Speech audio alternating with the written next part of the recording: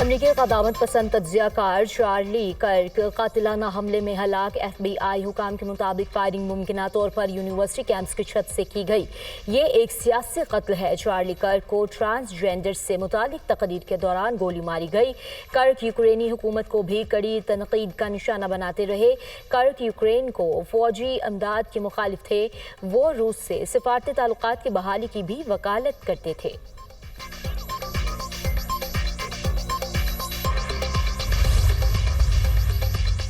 امریکی صدر کا چارلی کرک کی ہلاکت پر 3 روزہ سوگ کا اعلان۔ امریکی پرچم سرنگو رہے گا۔ ڈونلڈ ٹرمپ نے کہا چارلی کرک کی امریکہ میں جدوجہد آزادی، انصاف اور اظہار رائے کے لیے تھی۔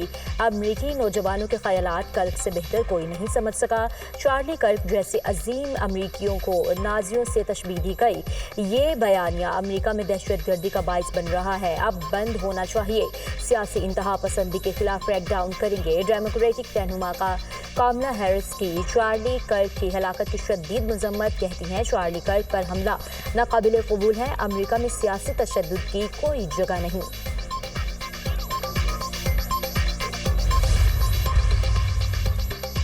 جلال پور پیروالا میں سیلابی ریلوں نے قیامت ڈھا دی۔ خان بیلا اور موہانا سندیلا میں سیلاب متاثرین کی کشتیاں الٹ گئیں۔ موہانا سندیلا میں کشتی الٹنے سے 4 سالہ بچہ جاں بحق، 18 افراد کو زندہ نکال لیا گیا۔ 9 افراد کی تلاش کے لیے ریسکیو آپریشن جاری۔ خان بیلا میں بھی سیلاب متاثرین کی کشتی الٹ گئی۔ کشتی میں 20 افراد سوار تھے۔ 2 ماہ کا بچہ ڈوب کر جاں بحق۔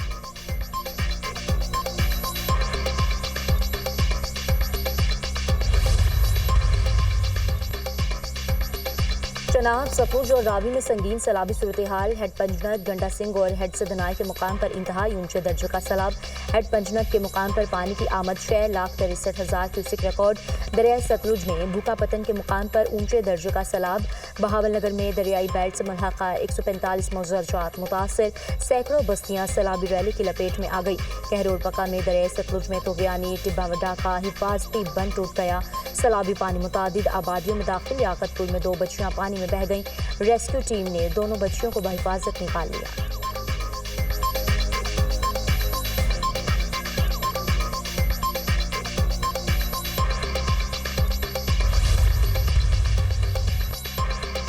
وزیراعظم شہباز شریف کا زرعی اور موسمیاتی ایمرجنسی لگانے کا اعلان۔ کہا موسمیاتی تبدیلی سے ایک دن میں نہیں نمٹا جا سکتا، بڑے چیلنجز ہیں، سب کو مل کر کام کرنا ہوگا۔ موسمیاتی تبدیلی پر قابو پانے کے لیے روڈ میپ بنانا ہوگا۔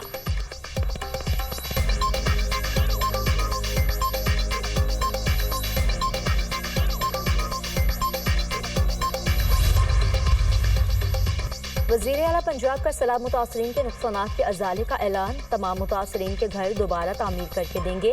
جن کے گھر مکمل تباہ ہو گئے ان کو 10-10 لاکھ روپے دیے جائیں گے۔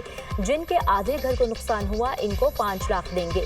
مریم نواز کا جلال پور پیروالا کی حفاظت کے لیے بنائے گئے بند کا دورہ۔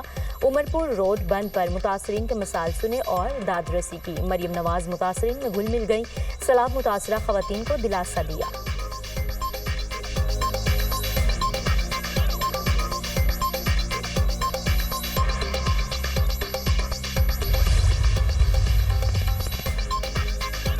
قطر میں حماس رہنماؤں پر حملہ۔ امریکی صدر ڈونلڈ ٹرمپ اسرائیلی وزیراعظم نیتنیاہو پر برہم۔ فون پر پہلے رابطے میں ڈونلڈ ٹرمپ کا سخت جملوں کا استعمال۔ قطر پر حملے کو غیر ضروری اور غیر دانشمندانہ فیصلہ قرار دیا۔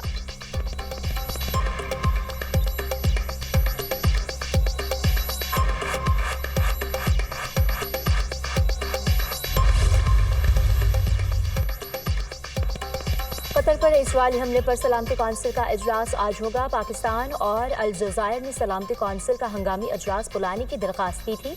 سعودی ولی عہد کے خطے میں اسرائیلی حملوں کی مذمت۔ کینیڈا کا اسرائیل کے ساتھ تعلقات پر نظر ثانی کا اعلان۔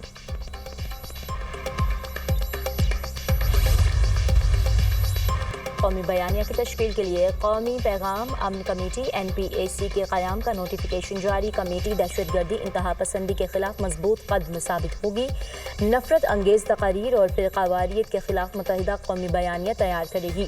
کمیٹی کی قیادت وزیر اطلاعات عطا تارڑ کریں گے۔ تمام مسالک کے مذہبی رہنما شامل، مسیحی، ہندو اور سکھ رہنما بھی کمیٹی کا حصہ۔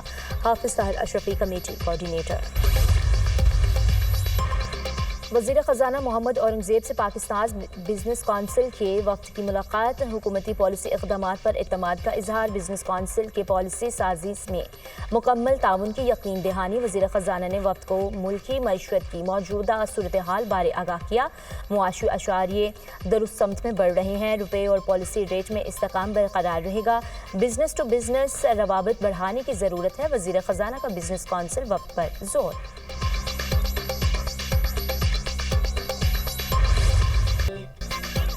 بانی پاکستان قائد اعظم محمد علی جناح کی 77ویں برسی آج منائی جا رہی ہے۔ محمد علی جناح کو 1937 میں مولانا مظہر الدین نے قائد اعظم کا لقب دیا۔ ان کی ولولہ انگیز قیادت میں مسلمانان ہند نے الگ وطن پاکستان حاصل کیا اور انگریزوں کے تسلط سے چھٹکارا پایا۔ عظیم قائد نے برصغیر کے مسلمانوں کو علیحدہ شناخت اور نصب العین دیا۔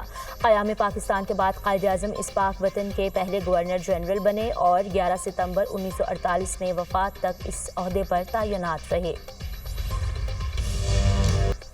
11 ستمبر 2012 کراچی کی تاریخ کا ہولناک دن، المناک سانحہ بلدیہ فیکٹری کو گزرے 13 سال بیت گئے۔ سانحہ بلدیہ میں 260 افراد زندہ جل گئے، سینکڑوں زخمی اور معذور ہوئے۔ ہولناک آتش زدگی میں شہید ہونے والے اپنی یادیں چھوڑ گئے تو بچنے والے افراد آج بھی غمزدہ ہیں۔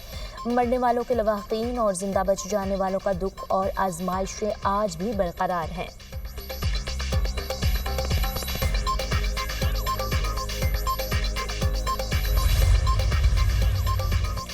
اسرائیل کے قطر کے بعد یمن پر بھی فضائی حملے، یمنی دارالحکومت صنعا ایک بار پھر جنگ کی لپیٹ میں۔ یمن میں اسرائیلی فضائی حملے، 35 افراد ہلاک، 131 زخمی۔ حوثیوں کی زیر انتظام چلنے والی وزارت صحت کے مطابق اسرائیل نے حملے عام شہروں کے علاقے میں کیے۔ حملوں کی زد میں 2 صحافی بھی آئے۔ اسرائیل کا صنعا اور الجوف کے علاقوں میں حوثی باغیوں کے فوجی کیمپس کو نشانہ بنانے کا دعویٰ، کہا حوثیوں کے عسکری مقامات اور ایندھن کے ذخیرے کو نشانہ بنایا۔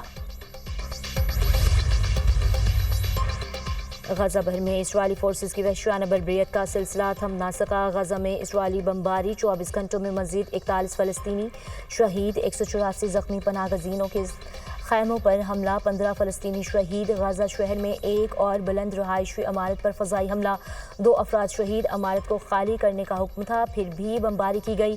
شہداء کی مجموعی تعداد 64,656 ہو گئی۔ 1,63,503 فلسطینی زخمی ہو چکے۔ ہسپتالوں میں ادویات اور سہولیات ناپید، مزید جانی نقصان کا خدشہ۔ غزہ میں انسانی بحران دن بدن سنگین تر ہوتا جا رہا ہے۔ عالمی اداروں کی خاموشی پر سوالات، غزہ میں ہر دن قیامت بن چکا ہے۔